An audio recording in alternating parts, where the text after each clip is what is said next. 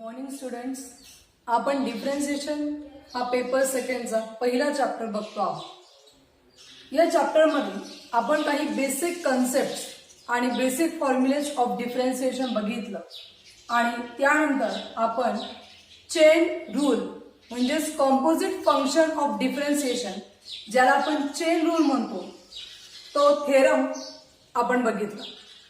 त्यानंतर त्यावर based exercise मधले एक्झाम्पल्स आपण बघतो आहोत। त्यातच नेक्स्ट एक्झाम्पल आहे a table of values of f g f dash and g dash is given. X चे व्हॅल्यू दिले तुम्हाला 2 4 6, एफ ऑफ एक्स चे व्हॅल्यू दिले 1 3 5, जी ऑफ एक्स चे व्हॅल्यू दिले 6 4 2, एफ डॅश ऑफ एक्स चे व्हॅल्यू दिले -3 5 -4, जी डॅश ऑफ एक्स चे व्हॅल्यू दिले 4 -6 7।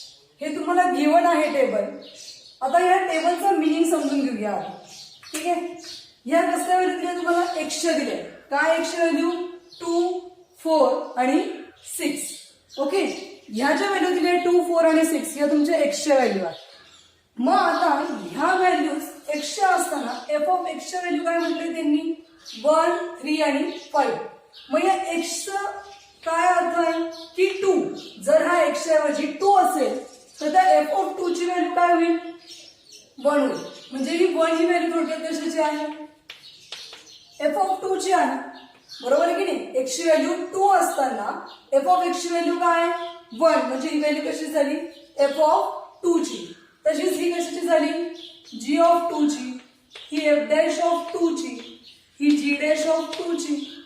ठीक आहे, तर इथे काय म्हटलंय एफ ऑफ एक्स, इथे म्हटलंय g of x, f dash of x, g dash of x. मग या एक्स ची व्हॅल्यू चेंज होत आहे। एक्स ची व्हॅल्यू कोणत्या कोणत्या आहेत 2 येते एकदा 4 एकदा 6। ठीक आहे, मग 2 असताना या फंक्शन्सच्या व्हॅल्यू काय, तर एफ ऑफ 2 असताना या फंक्शनची व्हॅल्यू काय 1, जी ऑफ एक्स 2, एक्स ची व्हॅल्यू 2 असताना ती व्हॅल्यू काय 6, म्हणजे ही व्हॅल्यू कशाची झाली जी ऑफ 2 ची। त्यानंतर एफ डॅश ऑफ एक्स, या एक्स ची व्हॅल्यू जेव्हा 2 आहे तेव्हा त्या फंक्शनची व्हॅल्यू काय -3, म्हणजे सी व्हॅल्यू झाली एफ डॅश ऑफ 2 ची। आणि जी डॅश ऑफ एक्स ची व्हॅल्यू 4 आहे केव्हा, जेव्हा एक्स ची व्हॅल्यू काय आहे 2 आहे, म्हणजे ती कसली व्हॅल्यू झाली जी डॅश ऑफ 2 ची। सिमिलरली ही झाली तुमची एफ ऑफ 4 ची व्हॅल्यू, ही झाली जी ऑफ 4 ची, ही झाली एफ डॅश ऑफ 4 ची, ही झाली जी डॅश ऑफ 4 ची। नेक्स्ट फॉर 6 ही झाली एफ ऑफ 6 ची, ही झाली जी ऑफ 6 ची, ही झाली एफ डॅश ऑफ 6 आणि ही जी डॅश ऑफ 6। हा मिनिंग आहे या टेबलचा। या टेबलला तुम्हाला एकत्र व्हॅल्यू दिलेल्या आहेत त्या अशा रिप्रेझेंट होतात जसे आपण आता बघितले F of 2 F of 4 F of 6 या व्हॅल्यू कशा रिप्रेझेंट होतात हे या टेबलमध्ये दाखवलं आहे। हे जर तुमचं गिवन तुम्हाला फाइंड काय करायला लावलंय, पहिलं सांगितलंय if r of x is equals to f of g of x असेल तर तुम्हाला फाइंड करायचंय आर डॅश ऑफ 2। म्हणजे तुम्हाला गिवन दिलंय की आर ऑफ एक्स ची व्हॅल्यू काय f of g of x आणि फाइंड करा आर डॅश ऑफ 2। ठीक आहे, आपण एक एक करस्पॉन्डिंग घेत जाऊया। नाव फर्स्ट एक्झाम्पल। ठीक आहे, गिवन काय दिले तुम्हाला, गिवन आर ऑफ एक्स दिलाय, काय दिलाय तो f of g of x. ठीक आहे, आर ऑफ एक्स ची व्हॅल्यू काय दिली आहे f of g of x आणि काय फाइंड करायचं तुम्हाला आर डॅश ऑफ 2। ठीक आहे, मग आर डॅश ऑफ 2 फाइंड करायचं म्हणजे आपल्याला पहिले r dash of x find करावं लागेल आणि आर डॅश ऑफ एक्स म्हणजे काय एकच डॅश आहे, म्हणजे first derivative of the given function. Given function काय आर ऑफ एक्स, त्याचं काय घ्यायचं तुम्हाला डेरिव्हेटिव्ह घ्यायचं। मग डेरिव्हेटिव्हचं घेतल्यानंतर हे काय होईल r dash of x which is equals to derivative of f of g of x. ठीक आहे, विच इज इक्वल्स टू, आता याचं डेरिव्हेटिव्ह ऑपरेट करूया आपण। Derivative of f of g of x हे काय होईल f dash of g of x. Derivative कसं घेतलं आपण f of g of x, म्हणजे एफ या फंक्शनचा with respect to g of x असं म्हणता येईल का हे नाही, आपल्याला काय करायचंय with respect to x f of g of एक्सचा डेरिव्हेटिव्ह फाइंड करायचा। ठीक आहे, मग हे झालं। मग पहिलं फंक्शन कोणतं इथे f of that function g of x, मग याचा काय डेरिव्हेटिव्ह झाला f dash of this function, म्हणून हे काय झालं f dash of g of x. पुन्हा जी ऑफ एक्स हे फंक्शन राहिलं, त्याचा पुन्हा डेरिव्हेटिव्ह घ्यायचा आपल्याला. मग derivative of g of x. ठीक आहे, मग ते काय कन्वर्जन होईल, which is equal to first term जशीच्या तशी. काय first term, f dash of g of x. ठीक आहे, डेरिव्हेटिव्ह कशाचं घ्यायचं आता, जी ऑफ एक्सचा. मग जी ऑफ एक्सचा डेरिव्हेटिव्ह काय मिळेल, जी डॅश ऑफ एक्स. ही कशाची व्हॅल्यू मिळाली तुम्हाला, आर डॅश ऑफ एक्स ची व्हॅल्यू मिळाली. पण आपल्याला r dash of x find करायला लावलाय का, नाही. आपल्याला काय फाइंड करायला लावलंय, आर डॅश ऑफ 2 फाइंड करायला लावलंय. ठीक आहे, पण जोपर्यंत आपण आर डॅश ऑफ एक्स काढू शकलो, काढला नसता, तोपर्यंत आपल्याला आर डॅश ऑफ 2 ची व्हॅल्यू मिळाली नसती. त्यामुळे आपण पहिले काय काढलंय, आर डॅश ऑफ एक्स. आता जिथे एक्स आहे तिथे काय हवं आहे, 2. मग जर आपण लेफ्ट हँड साईडला ते चेंज केलंय, तर राईट हँड साईडला सुद्धा काय होणार, एक्स ची व्हॅल्यू चेंज होणार आहे. म्हणजे हे काय येईल, r dash of 2 which is equals to f dash of g dash of 2 into g dash of 2. जिथे जिथे एक्स होतं तिथे काय ऑपरेट केलंय, 2 आला. कारण का, आपला आर डॅश ऑफ 2 ची व्हॅल्यू फाइंड करायची आहे म्हणून. ठीक आहे, विच इज इक्वल्स टू, आता एफ डॅश जसाच्या तसा. जी ऑफ 2 ची व्हॅल्यू काय, जी ऑफ 2 ची value 6 bye using the table. आपल्याला गिवन टेबल दिलाय, आता टेबलवरूनच आपल्याला या व्हॅल्यू घ्यायच्या आहे. मग जी ऑफ 2 ची व्हॅल्यू काय, बाय युझिंग द टेबल 6 ती पुट केली इंटू जी डॅश ऑफ 2 ची व्हॅल्यू काय, 4 ती पुट केली. ठीक आहे, आता काय पाहिजे आपल्याला, एफ डॅश ऑफ 6 ची व्हॅल्यू पाहिजे. एफ डॅश ऑफ 6 कुठे एक्स ची व्हॅल्यू इथे, आपल्याला एफ डॅश ऑफ 6 ची व्हॅल्यू पाहिजे. किती आहे ती, -4 इंटू 4. 4 4 जा 16 आणि मायनस साइन जसंच्या तसं. म्हणजे तुम्हाला आर डॅश ऑफ 2 ची व्हॅल्यू काय मिळाली, -16.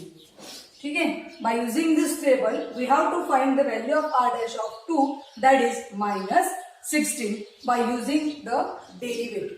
ओके, नाव हा यातला पहिला प्रॉब्लेम कम्प्लीट झाला.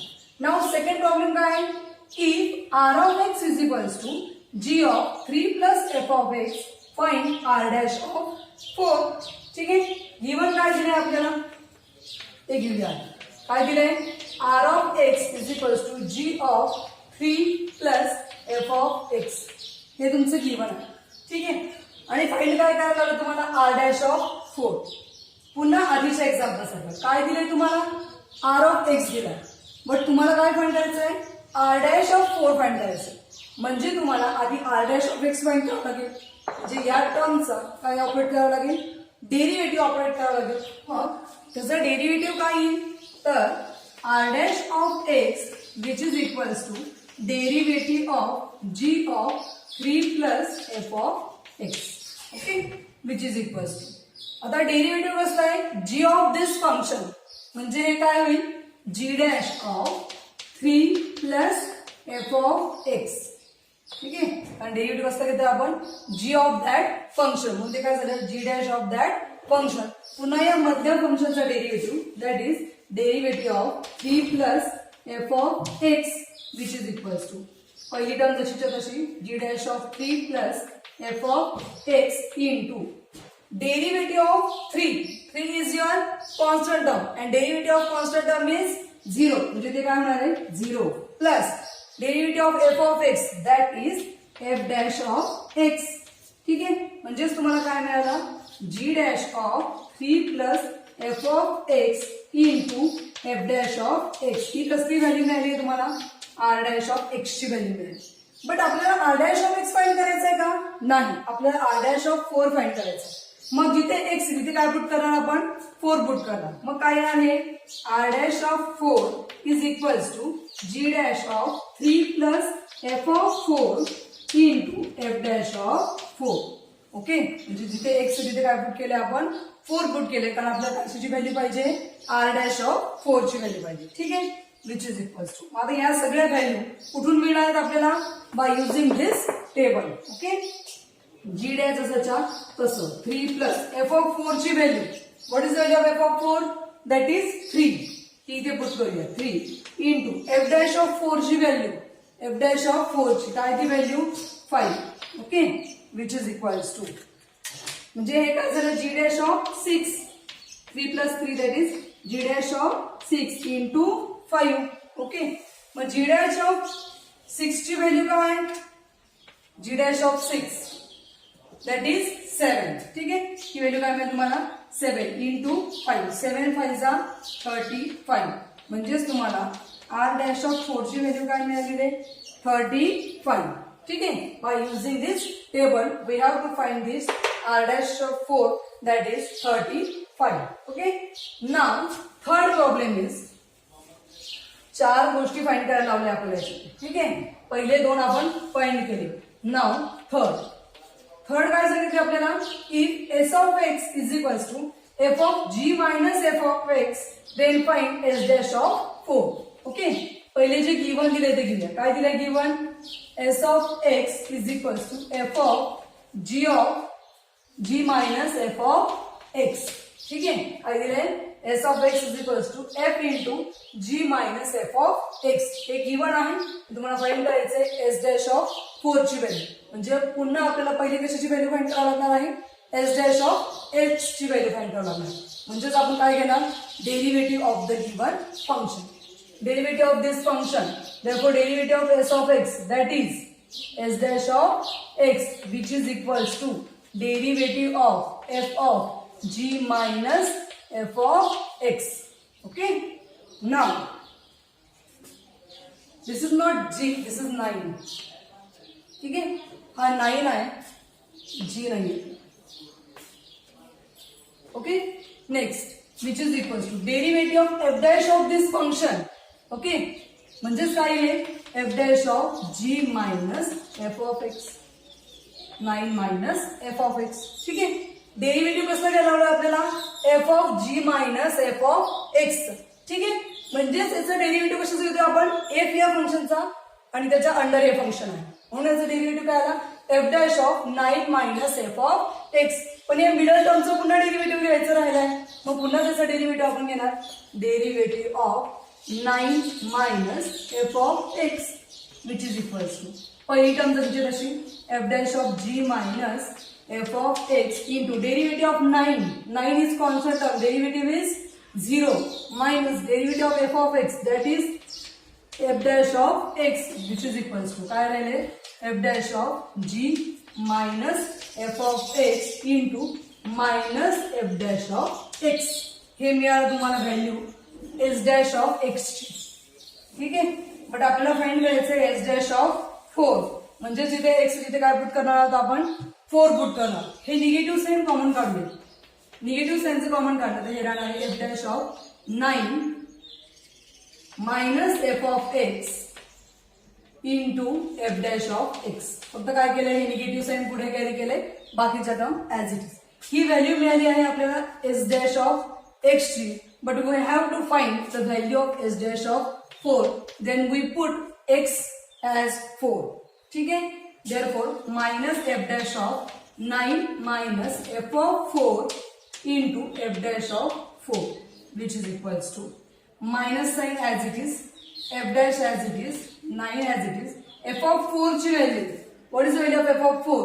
That is 3 into f dash of 4 that is 5 which is equals to minus f dash of 9 minus 3 that is 6 into 5.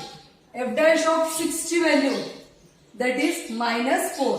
इथला पहिला आपला मायनस जसाच्या तसा आणि f dash of 6 ची व्हॅल्यू काय आहे minus 4 into 5. Minus minus gate plus 5 4 जा 20. म्हणजेच तुम्हाला s dash of 4 ची व्हॅल्यू किती मिळाली 20. ठीक है, s dash of 4 ची व्हॅल्यू किती मिळाली 20 मिळाली. Now last problem, fourth problem. If s of x is equals to g of x, find s dash of 6. ठीक है, काय गिवन दिलंय तुम्हाला, s of x is equals to g of x दिलंय. ओके, आपल्याला फाइंड काय करायला लावलंय s dash of 6. म्हणजे पुन्हा याचं डेरिव्हेटिव्ह आहे. ठीक आहे, मग याचा in the form of x आधी आपण डेरिव्हेटिव्ह काढणार आहोत. ठीक आहे, डिफरेंशिएट केलं दिस टर्म तर x चं कन्वर्जन झालं s dash of x and derivative of g of x which is equals to derivative of g of this function. म्हणजे काय होणार ते g dash of g of x again remaining derivative of the bracket that is g of x. ठीक आहे, मग काय मिळतंय आपल्याला which is equals to g dash of g of x into derivative of g of x, that is g dash of x. He value कशाची झाली? s dash of x ची झाली. पण आपल्याला कशाची व्हॅल्यू पाहिजे? s dash of 6 ची value पाहिजे. ठीक आहे, मग पुट करूया x ची जागी 6, s dash of 6 which is equals to g dash of g of 6 into g dash of 6 which is equals to g dash g of 6 ची व्हॅल्यू, g of 6 ची value that is 2 into g dash of 6 ची value that is 7 which is equals to, आता कसली value पाहिजे आपल्याला? g dash of 2 ची value. ठीक आहे, g dash of 2 ची व्हॅल्यू that is 4 आणि 7 4 जा 28, म्हणजे s dash of 6 ची व्हॅल्यू काय मिळाली आपल्याला? 28 मिळाली. म्हणजे अशा पद्धतीने आपण r dash of 2 ची व्हॅल्यू काढली जी होती -14, r dash of 4 ची व्हॅल्यू काढली जी होती 35, s dash of 4 ची व्हॅल्यू काढली जी होती 20 आणि आता काढली ही 28. This is the value of this functions by giving the table of that values. या व्हॅल्यूच्या टेबलवरून या चारही डिफरंट फंक्शनच्या व्हॅल्यू आपण कॅल्क्युलेट करू. Okay, now next problem is find x coordinate of all points on the curve y is equals to sin 2x minus 2 sin x where 0 is less than x is less than 2 pi. म्हणजे x कशामध्ये belongs होतोय? 0 to 2 pi मध्ये belong होतोय. where dy by dx is equals to 0. पहिले प्रॉब्लेमचं meaning समजून घेऊया आणि मग काय फाइंड करायचं ते बघू. ठीक आहे, तुम्हाला y is equals to sin 2x minus 2 sin x हे गिव्हन आहे आणि x 0 to 2 pi मध्ये बिलॉंग्स होतो.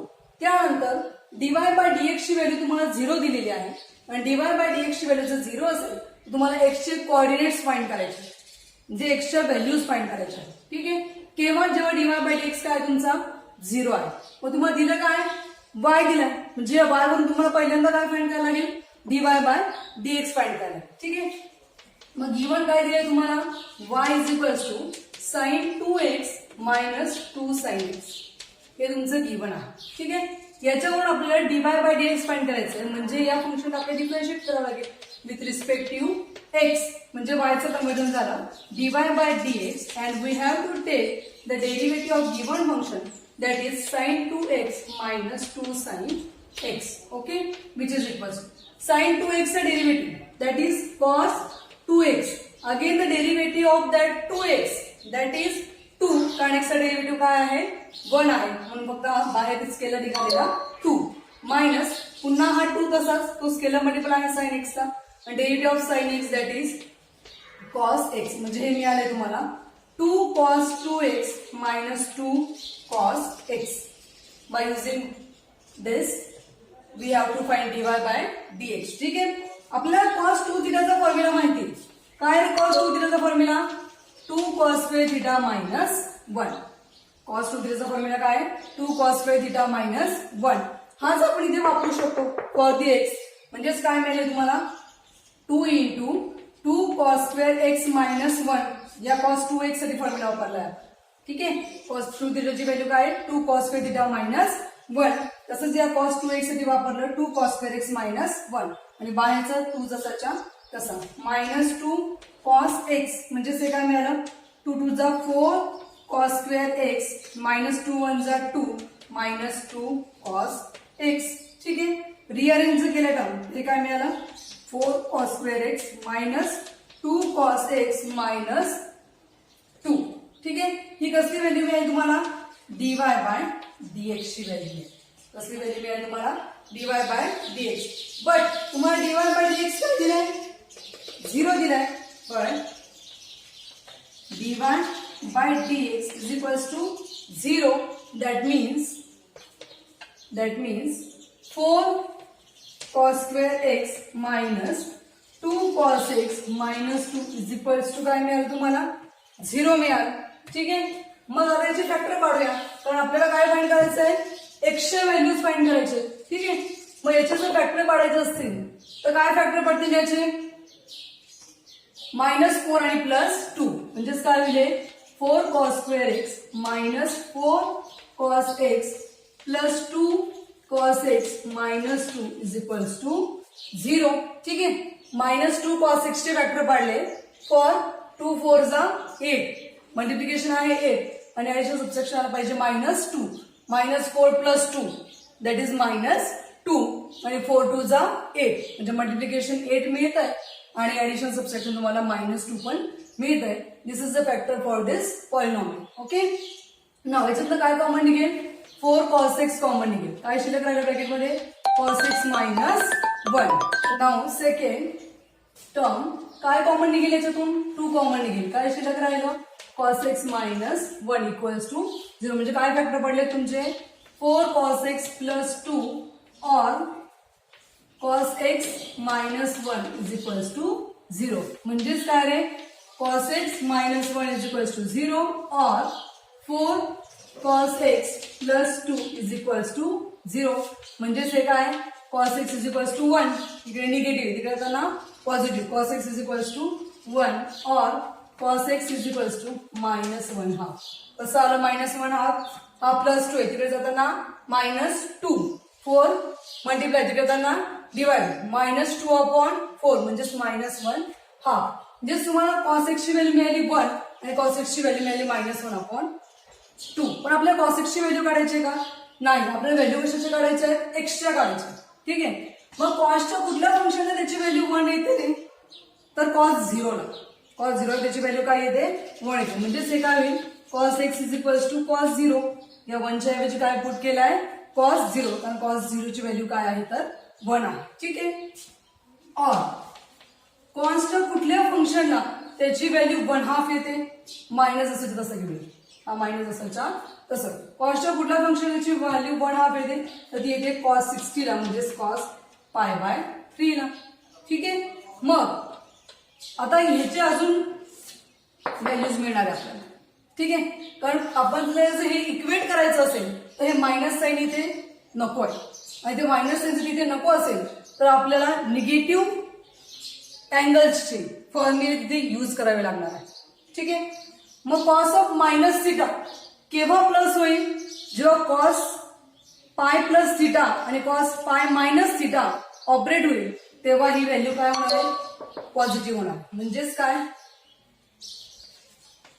मायनस cos π/3 ला आपण लिहू शकतो cos ऑफ π + π/3 अँड cos π - π/3. ठीक आहे. मी काय म्हणलं तुम्हाला? हा जो काही निगेटिव्ह अँगल आहे हा आपल्याला कमी करायचा आहे. तर याच्यासाठी आपण कसले फॉर्म्युला वापरलाय? ट्रिग्नोमेट्रिक फंक्शन्सचे फॉर्म्युला वापरत आहोत जे आहे निगेटिव्ह अँड पॉझिटिव्ह अँगल्स आहे. ठीक आहे. मग -cos ऑफ θ याला जर पॉझिटिव्ह करायचं असेल तर ते आहे cos ऑफ π + θ आणि cos ऑफ π - θ दोघांसाठी त्याचं कन्व्हर्जन होतं cos θ. ठीक आहे. मग which is equals to π + π/3 angle π × 3 π + π 4π म्हणजे काय झालं? cos 4π/3. ठीक आहे. cos 4π/3 आणि cos π - π/3 म्हणजेच काय झालं? cos of 3 × π 3π - π that is 2π/3. ठीक आहे. इकडे काय तुमचा cos x, इथे पण काय आहे तुमचा cos x. म्हणजे cos of x is equals to -cos π/3 साठी तुम्हाला दोन व्हॅल्यू मिळाल्या cos ऑफ 4π/3 आणि cos ऑफ 2π/3. ठीक आहे.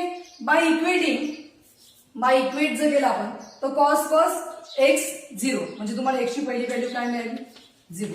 And by equating this equation we get x is equals to 4π/3 and by equating this equation we get x is equals to 2π/3. या तीन value आपल्याला कशाच्या मिळाल्या?